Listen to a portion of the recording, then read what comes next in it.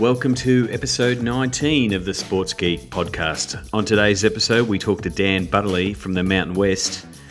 And what does the NFL's deal with Twitter mean for sports fans? And how will Facebook respond? Welcome to the Sports Geek podcast, the podcast built for sports digital and sports business professionals.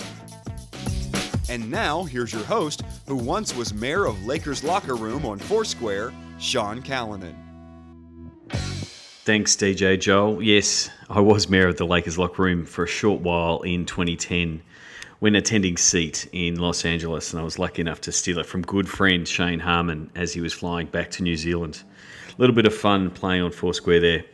On this week's show, I chat to good friend Dan Butterley from the Mountain West, looking back at how the conferences formed back in 1999 and how the landscape has changed as far as understanding their fan base and how digital has made some big differences in that space. Later on in the episode, we look at Twitter's deal that they did recently with the NFL and how Facebook responded and how they're really for the fight of the sports fans is on in earnest now. And then later in the show, stay tuned, I have a look at how brands are trying to engage sports fans on Twitter and in this case, doing it very poorly. So I'll come off the long run there. But first, here's my interview and discussion with Dan Butterley from the Mountain West on ABC Grandstand with Francis Leach.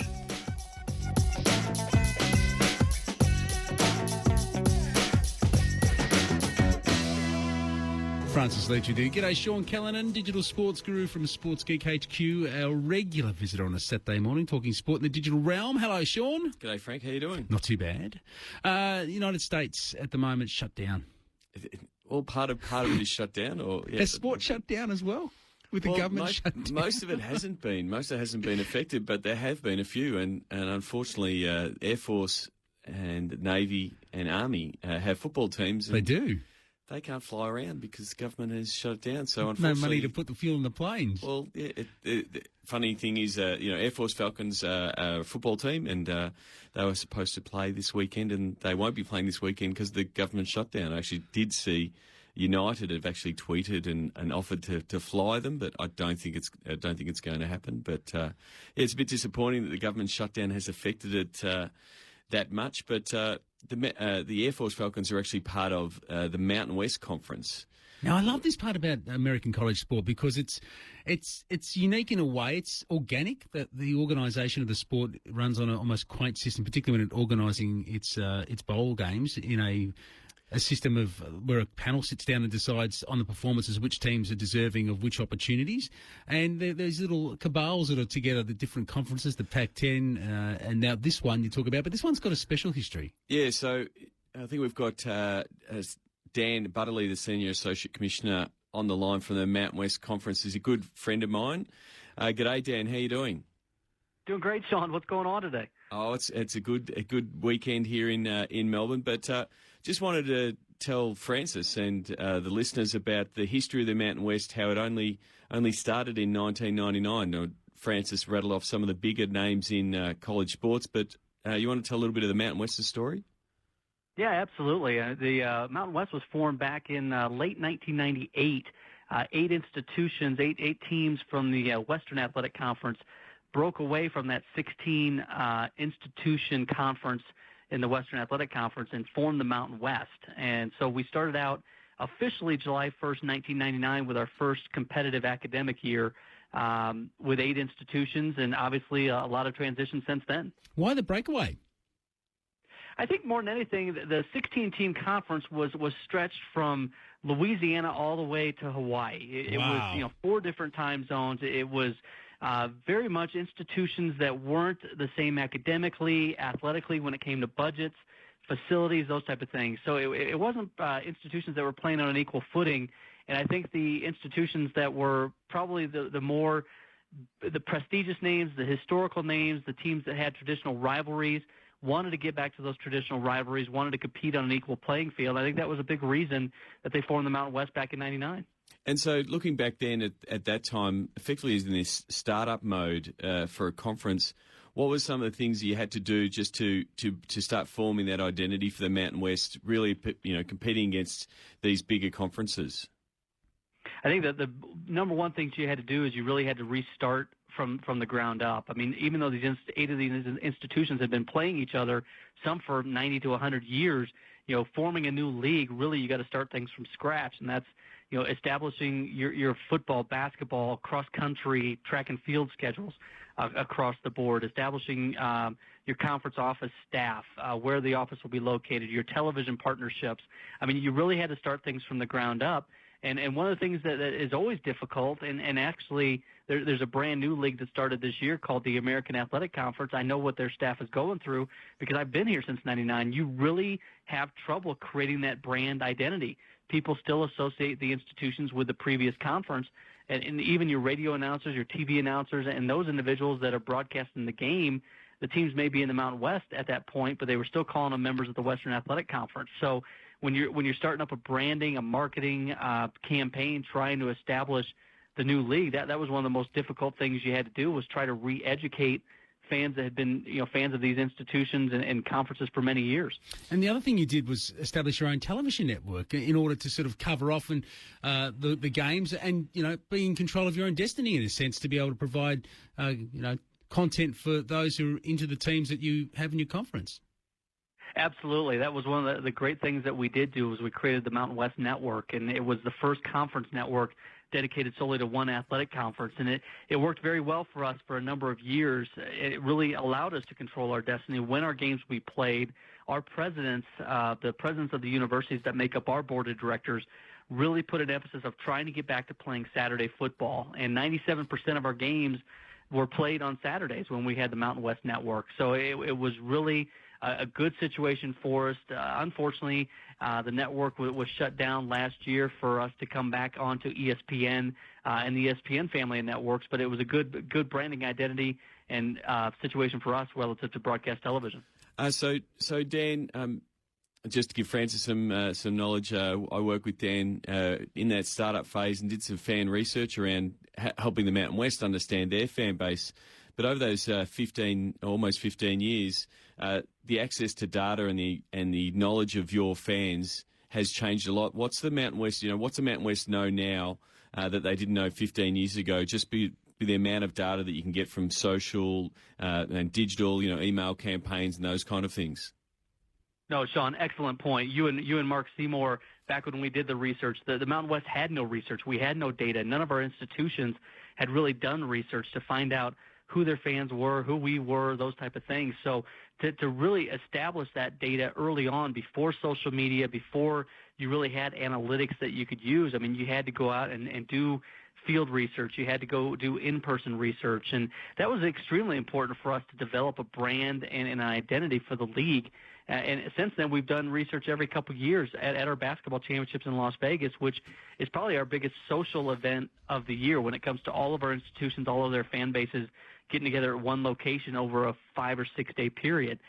So we've continued the research, but I would tell you, social media nowadays, between Facebook, Instagram, Twitter, you really get a sense of what fans want from your conference, what kind of information they want, what they want to follow, what they don't want to follow. And it's a vital aspect of our operation at this point. And you recently you launched all of that with a slight rebrand, a bit of a tweak, rebranding it as MW, effectively dropping the C in a lot of your branding. How has that been received by the fans? It's actually, a lot of people had referred to us as Mountain West anyway, so dropping the word conference off the Mountain West in our normal day-to-day conversation has been very good. And in fact, Sean, another note, we talked about the Mountain West Network, which was a linear television broadcast network. One of the reasons that we were okay relinquishing the rights to that network was because of the fact that we could establish a digital network, a network that was based very much online, that we could establish games, broadcast hundreds more games via that medium than what we were able to do via linear television. And now, we've changed our website address just in the last couple of months to themw.com. Now you can see live games, press conferences, on down the list through that portal that wasn't available to us under a linear platform. And now that you've gone back to the ESPN family in that sense, and I guess aggregated with the other conferences, has it changed the perception of Mountain West, seeing that you had a unique and independent approach to things prior to that? I think one of the things we heard, Francis, was literally a situation that our fans were upset that we weren't on the ESPN network. So it was anymore. almost like it was like an act of disrespect that you weren't considered in the same realm as the others. Very much so. I mean, fans were complaining that they couldn't see our highlights on SportsCenter, on those type of ESPN platforms anymore. And, that was one of the key motives of us moving and changing our television strategy a little bit with all the conference realignment, was to get back on ESPN when we could get back on ESPN. So fans not only, nationally here in the United States, but internationally could watch our games as well. Well, thank you very much, Dan. I hope to come back and catch some of those Mountain West games. Some of the best games of basketball I've seen are in the Mountain West Conference Championship games. So produce some stars too. They have, Andrew Bogut being one. Absolutely, Sean. And obviously we've got some great Australian basketball players playing in the Mountain West at this point. At Boise State and New Mexico, which are two of our best teams coming into this year. And then the University of Wyoming has somebody from Australia as well. So invite Francis, invite anybody that's from Australia that wants to come to the basketball championships in Las Vegas in March. We'd be more than happy to have you, and could have an Aussie reunion there if possible. Good on you, Cheers. Dan. Thanks for talking to us. You got it, guys. Have a good day. Dan Butterley, Senior Associate Commissioner at the Mountain West Conference, or Mountain West as it's known these days, Sean, which started out from scratch, had to find its own way against the institutionalised power of the other conferences in a friendly environment, but still quite an effort. They've done an amazing job, and they've used social media as a way to zero in on exactly what they needed to do. Yeah, it really was just about fitting a need and effectively making sure those colleges had a place to call home effectively. And they've done it, which is amazing. Hey, good of you to come in. Need help with your content? Book in for a content brainstorming session with Sports Geek now. Go to sportsgeekhq.com/work. Thanks to Dan Butterley there from the Mountain West. As I said there in the interview, I've known Dan for many years and was one of my first forays into the sports world, working on that research project for the Mountain West in their first couple of years to better understand their fans. Far easier thing to do now with all the information that we get from social media platforms, but it was a good experience and actually helped them start figuring out what their fans were, what they wanted, and what they could deliver to them, and started the genesis of what they developed with their TV network. Next up is actually another chat that I had with Francis on ABC Grandstand around the NFL's deal that they did with Twitter to show highlights in the Twitter stream, and also what Facebook are doing to counter that move by Twitter. Francis Lee, Sean Callanan, our digital sports guru from Sports Geek HQ, is with us again. Hey, Sean, how you going? I'm good, thanks, Francis. Twitter, Facebook, they're always finding ways to try to one-up each other. Which space are they working into now? Yeah, well, the main thing is, they seem to be in a bit of an arms race for the sports fan and for the sports market.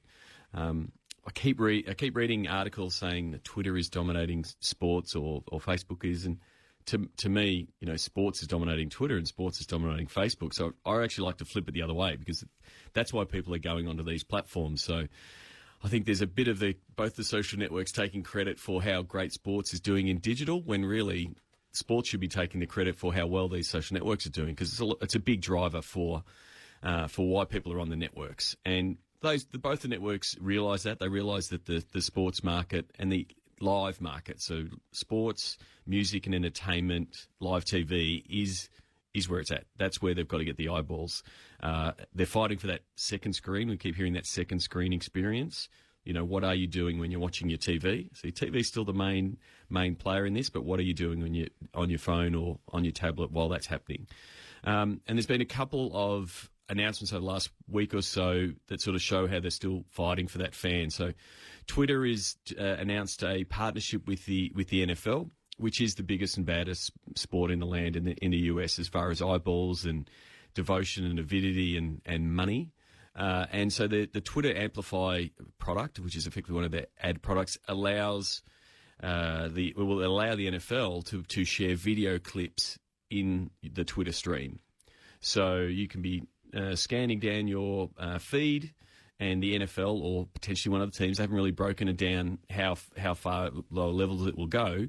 But say Peyton Manning throws a touchdown for the Broncos, they can clip that, put it in a tweet, send it out. You can be flicking through, click it, and watch it in in-app, in Twitter, on your phone, right there and then. So within a minute or two of that, you could be anywhere in the world if you're following that. Bang. Yeah, and so we've talked about it before. How social is a channel changer. Like you're sitting there and it's it's an ad or on the TV, and so you go to your second screen and you're flicking whether you're on Facebook or Twitter, and someone has alerted you that you should change your channel.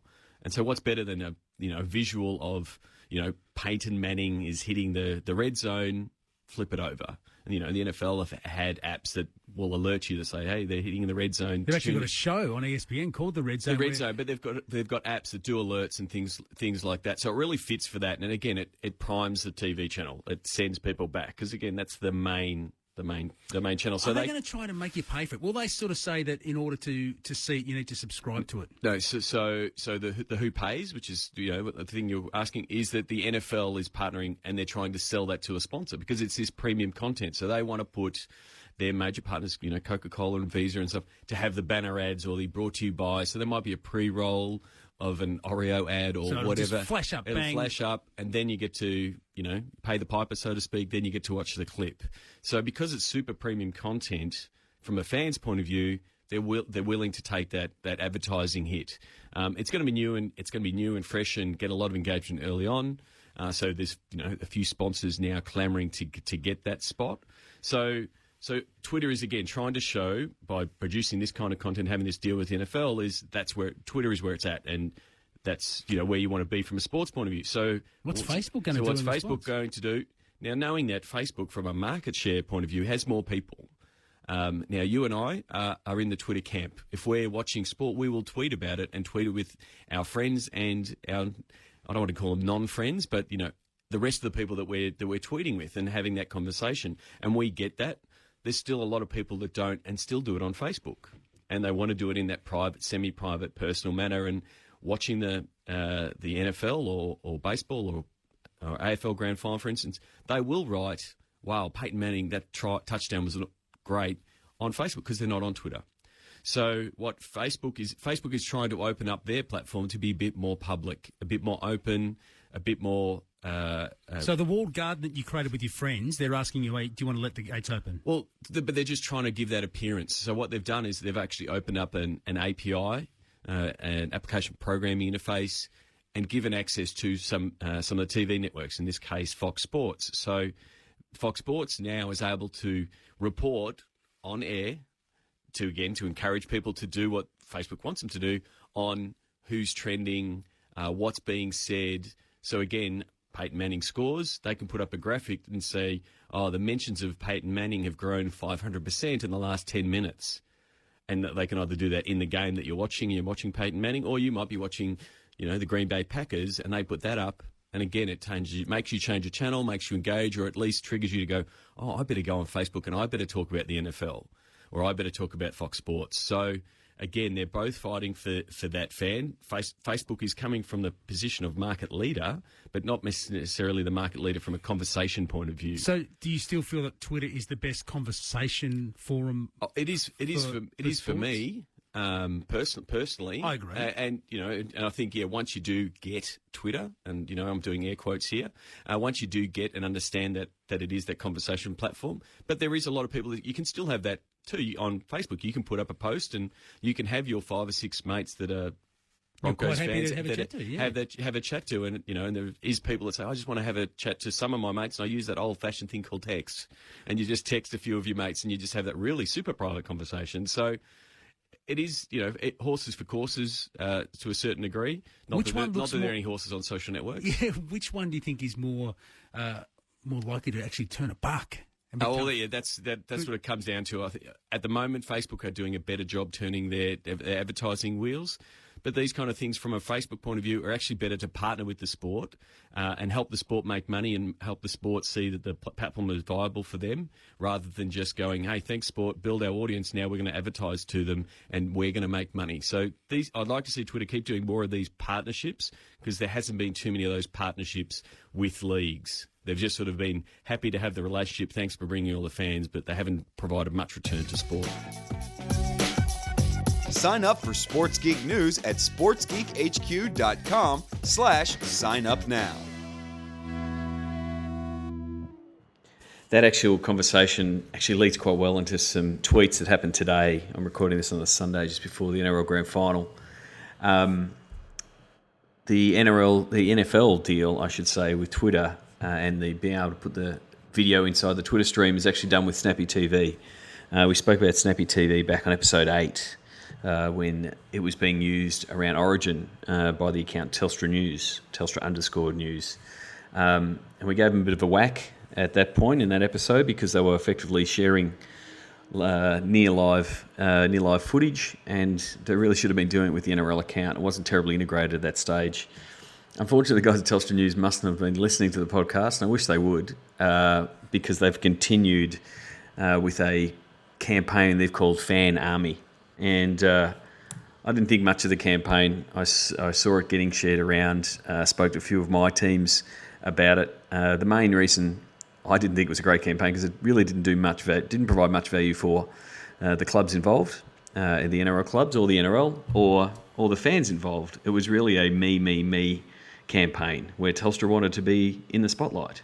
It's not a campaign that's been integrated with anything that the NRL is doing. The NRL is trying to build its digital footprint and grow its audience, and Telstra _news appears to be wanting to build its own audience. It's quite strange that an account called Telstra _news wants to be tweeting NRL all the time. I don't know why people would be following the account when it's effectively saying it should be sharing Telstra news and updates, and pretty much it's been pumping out post after post on NRL in the lead up to the grand final. So the main thing that got my attention was I did send out a tweet to George Rose for the Manly Sea Eagles, a good mate of mine who's on episode 4 of the Sports Geek podcast, to say good luck for the grand final.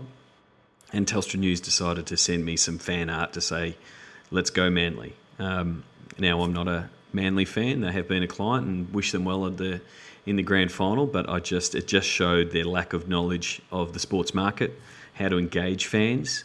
And just doing a little bit of research, because if they had have checked their Twitter stream, I actually did give them a bit of a whack on Twitter just a couple of hours before they sent that tweet. So it's just a case of lack of execution. And the other point of the campaign is that it's living in the vacuum that's Twitter. It's a Twitter-only campaign, and as much as I'm a fan of Twitter, it's something that should be integrated with everything else you're doing.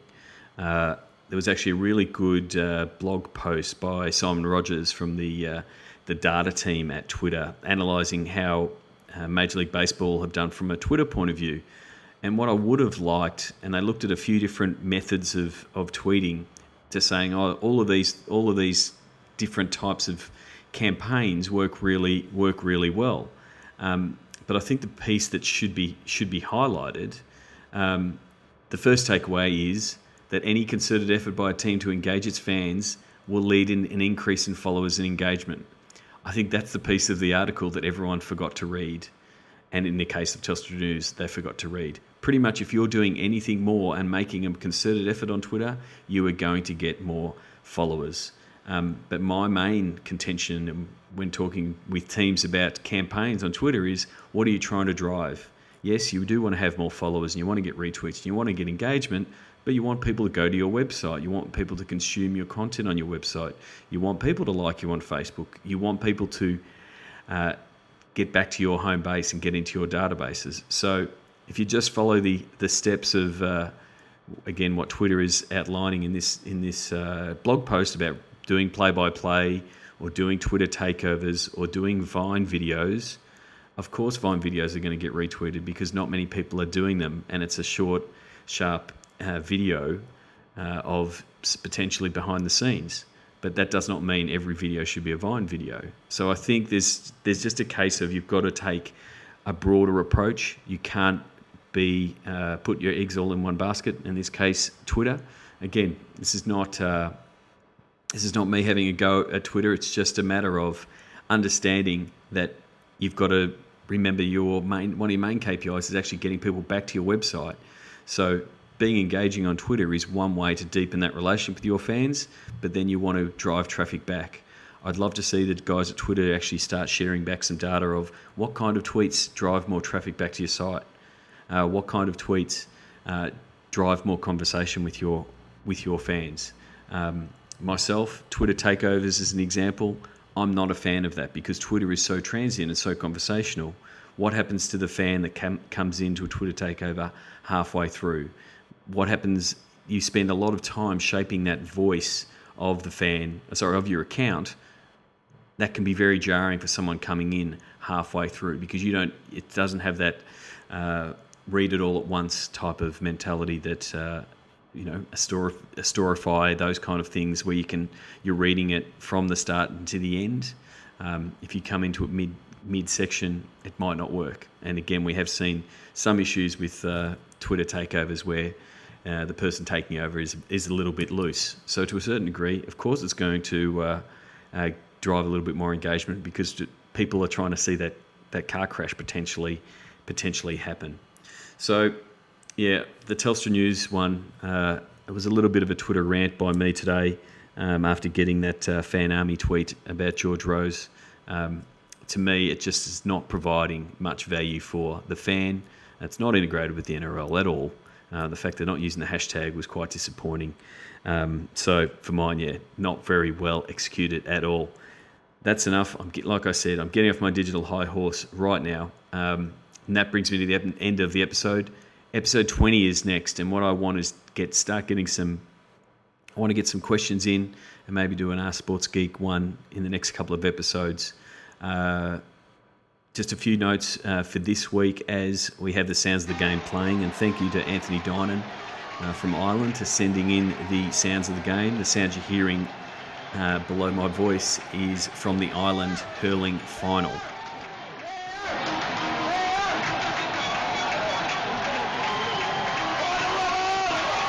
So yes, my Irish heritage is showing through here. I've never been to Ireland, but my ancestors are Irish. With a name like Sean, how could they not be? So thanks, Anthony, for sending it through. And again, if you're at a game this weekend or any time, please take your phone out, record some audio and send it in. I'd love to include it on the show for the Sounds of the Game segment. Other notes this week, if you're in Melbourne, Tuesday night at the Honey Bar, my other podcast, Beers, Blokes and Business podcast, you can go to beersblokesbusiness.com. We're having a launch party, so you can go and get some tickets there. You get a stubby holder upon entry and a free beer. Also excited to announce that we're going to relaunch Sports Geek News. It's now going to be a weekly newsletter. It's going to include all the links of all the articles that I've read and tweeted and shared on LinkedIn. So if you've missed anything, that's the email that you'll want to get weekly. You can sign up. That's about it for this episode. If you go to iTunes and leave a review, I'd very much appreciate it. And thank you very much for the feedback that I'm getting on Twitter, LinkedIn and the like. Until next week, my name is Sean Callanan from Sports Geek. #SportsBiz, #SMSports, #out. Check out which teams work with Sports Geek at sportsgeekhq.com/clients. Please leave a review on iTunes. Go to sportsgeekhq.com/iTunes. Find all Sports Geek podcasts at sportsgeekhq.com/SGP. Thanks for listening to the Sports Geek Podcast.